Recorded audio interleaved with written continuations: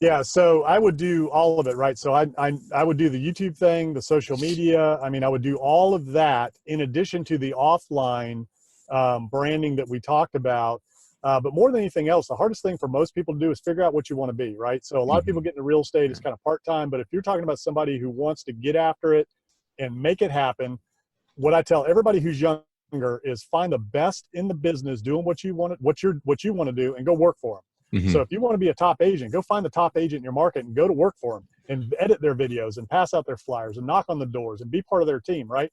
Learn from the people who are getting it done, even Yeah. if you got to work for them for free.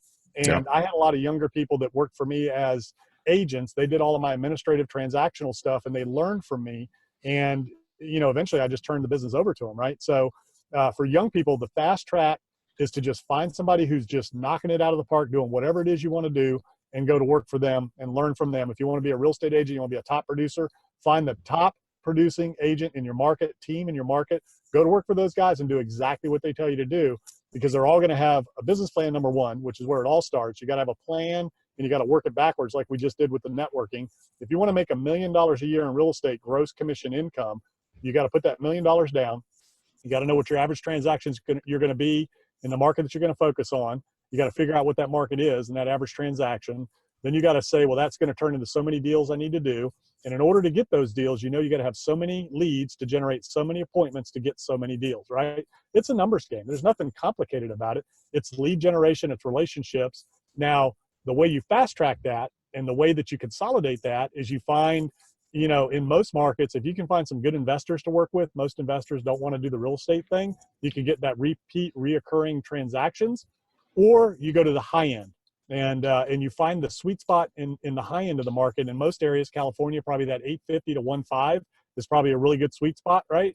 You Hmm. start getting below 850 to 500, that's probably a good range, and then you got the below 500, which is probably I don't know about most markets in California these days, but in a lot of other markets, you get over 800 grand, it really slows down. But out in California, you probably have a sweet spot there in that. Now, is it slowing down over 800? Okay, so that's a good volume range. So for a new agent, I'd say go for the high end, right? Just go right to it. A lot of people are scared to go after the $800,000 to $1 million house. There's no difference in that transaction than there is in a $300,000 house, except the $300,000 house is going to probably take more work. It's going to be higher maintenance. You Yeah. got, I mean, it just is. The 800,000 to $1 million range, you need less of them. So that's another way to fast track your success to that commission income.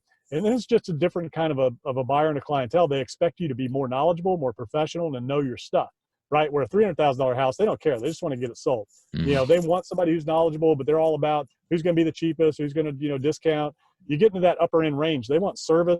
They want somebody who knows what they're doing, and they want somebody who's going to knock it out of the park. And you can afford to put together a package that makes you look like a pro, right? With your, Yeah. your credibility package, that you send them with the listing agreement, all that before you ever go to the appointment. And then Hmm. you talk about your drone video that you do of the house and the photography and, all of the stuff that you do that every agent does, but you just make it look better, right? Hmm. So it's all about positioning, packaging, but you got to know your market. You got to know how many houses in their neighborhood sold, how many are for sale, how long were they on the market, what did they sell for, list price to ask price. You want to be with a top firm getting started out so that you've got a track record. So it's not so much about you, it's about your firm. Our firm sells 98% to asking price, whereas this firm sells 95% to asking price. So we get more than any other firm because we do X, Y, and Z. You can build a business and you can build a, your persona off of another company. You don't even need experience going into it. You just need to know how to leverage the assets of a team or an organization. That's sort of the most important thing in life. Hmm. And the fortune is in the follow up. That's an old school saying. It's cliche. It's whatever. But I'm telling you, 40 to 50, maybe even 60% of your business is going to be in the follow up and follow through. Most Hmm. people make that first contact and they never, ever follow up. Yep. And when I say follow up, you don't keep following up saying, hey, you ready to sell? You ready to sell? You ready to sell? You follow up and follow through. Hey, it was great meeting with you. Love to connect. And you ask about their kids, their family, their job, whatever it was you talked with them about when you connected. And that's the key.